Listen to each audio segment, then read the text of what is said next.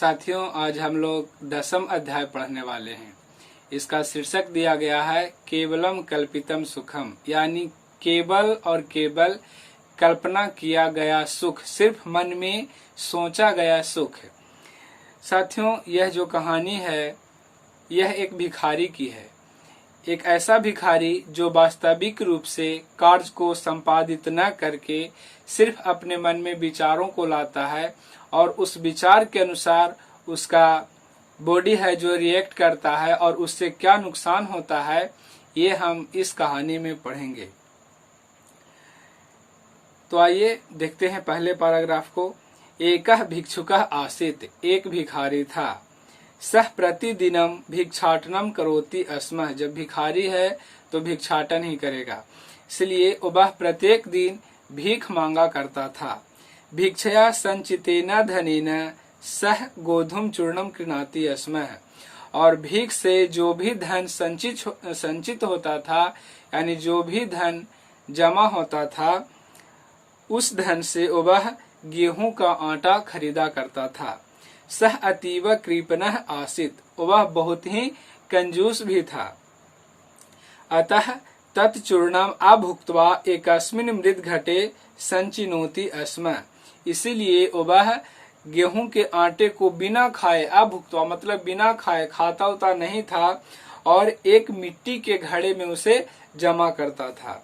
एषः घटः तस्य शय्यायाः पार्श्वे एकस्मिन् नागदन्ते लम्बमानः आसीत्, वह मिट्टी का घड़ा जिसमें वह गेहूं का आटा जमा करता था, उसके बेड के यानी उसके बिछावन के सामने ही एक खूंटी में टंगा हुआ था।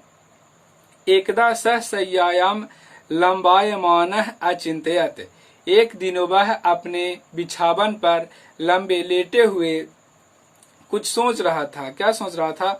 शीघ्रमेव गोधूम चूर्णेन अहम घटम पूरयिष्यामि, वह अपने बिछावन पर पड़े पड़े सोच रहा था कि शीघ्र ही मैं जल्द ही गेहूं के आटे से इस घड़े को पूरा कर दूंगा, यानी भर दूंगा।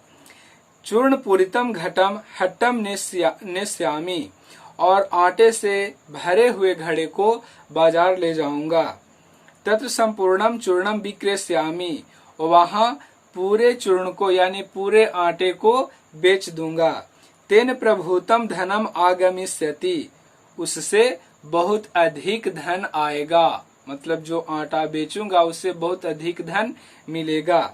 तेन धनेन एकाम धेनुम क्रेष्यामि, उस धन से एक गाय खरीदूंगा। यह सिर्फ सोच रहा है, अपने मन में कल्पना कर रहा है। धेनु पर्याप्तम दुग्धम भविष्यति, गाय पर्याप्त दूध देगी, यानी अच्छी मात्रा में दूध देगी। दुग्धस्य बिंदुमपि बिना मूल्येन कस्मै अपि न दास्यामि, यानी दूध का एक बूंद भी बिना मूल्य का किसी को नहीं दूंगा। ऐसा यह मन में विचार कर रहा है। सर्वम दुग्धम विक्रेष्यामि, सारा दूध बेच दूंगा। जब ये गेहूं का आटा नहीं खाता था और उसे जमा करता था तो दूध तो और महंगी चीज है। दुग्धस्य विक्रयेण यत धनम आगमिष्यति, यानी दूध को बेचने से जो धन आएगा, जो धन प्राप्त होगा, तेन एकम सुंदरम भवनम निर्मास्यामि, उससे एक सुंदर भवन बनाऊंगा, एक भवन का निर्माण करूंगा। ततः विवाहम करिष्यामि, उसके बाद विवाह करूंगा।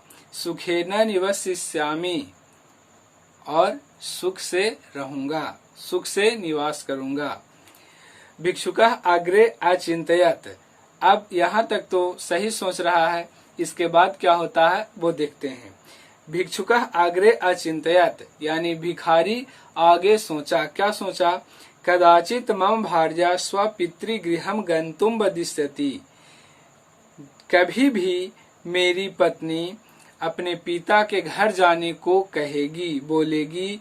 अहम निषेधम करिष्यामि, मैं उसे मना करूंगा, मैं उसे रोकूंगा। सा अधिकम अनुनयम करिष्यति, वह अधिक अनुनय विनय करेगी, वह अधिक आग्रह करेगी। वारम वारम तदर्थम वदिष्यति, बार बार वह वही बोलेगी। अभी यह गेहूं का आटा थोड़ा सा ही जमा किया है और इतना सारा बात अपने मन में सिर्फ सोच रहा है। अहम क्रुद्धः भविष्यामि, जब पत्नी बार बार वही बात बोलेगी तो अहम क्रुद्धः भविष्यामि, मैं गुस्सा हो जाऊंगा, मैं क्रुद्ध हो जाऊंगा।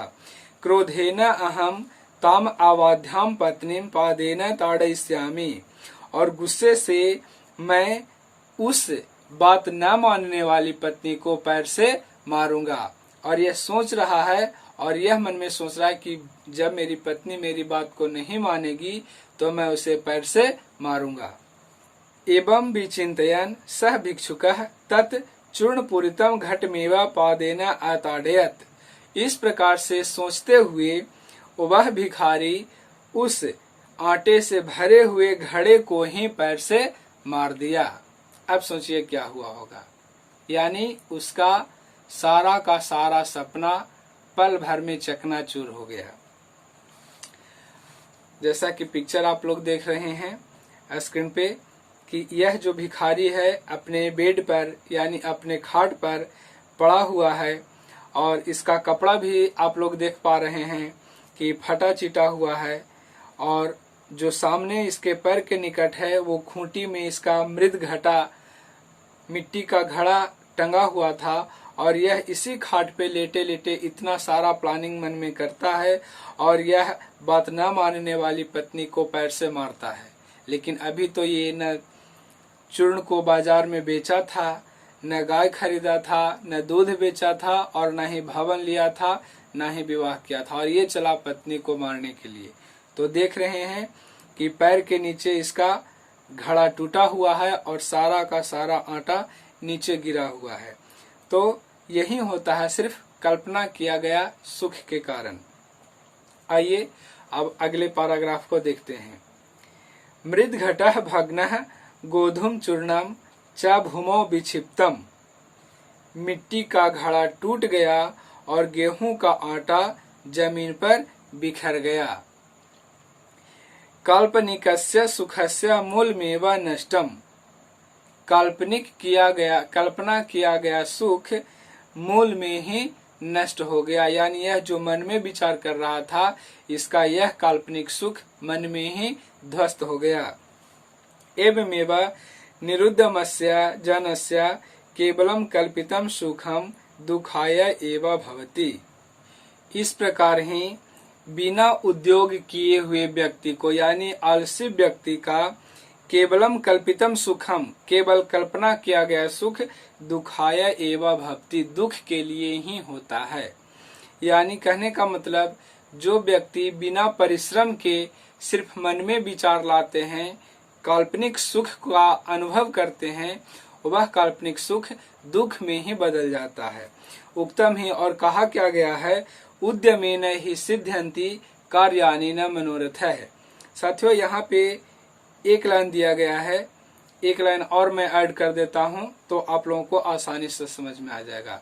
उद्यमेन ही सिद्ध्यन्ति कार्यानि न मनोरथः न ही सुप्तस्य सिंहस्य प्रविशन्ति मुखे मृगा। कहने का मतलब उद्यमेन ही सिद्ध्यन्ति, परिश्रम से ही कोई भी कार्य सिद्ध होते हैं। जिस प्रकार से शेर को खाने के लिए मृग खुद उसके मुंह में नहीं जाता है, उसे अपना भोजन करने के लिए स्वयं दौड़ना पड़ता है, अपने शिकार को पकड़ना पड़ता है, तब जाकर के उसका कार्य सिद्ध होता है, यानी अपने भोजन को प्राप्त कर पाता है।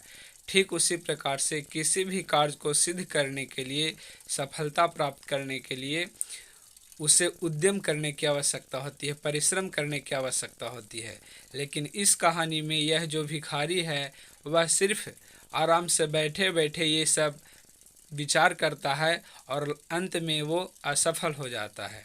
तो इस प्रकार से यह अपना केवल कल्पितम सुखम यह चैप्टर आपका संपूर्ण हुआ।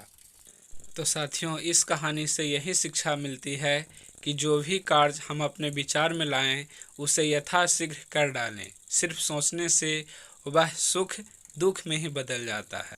यह जो कहानी पढ़ने को दिया गया है यह पंचतंत्र की कहानी पर आधारित है।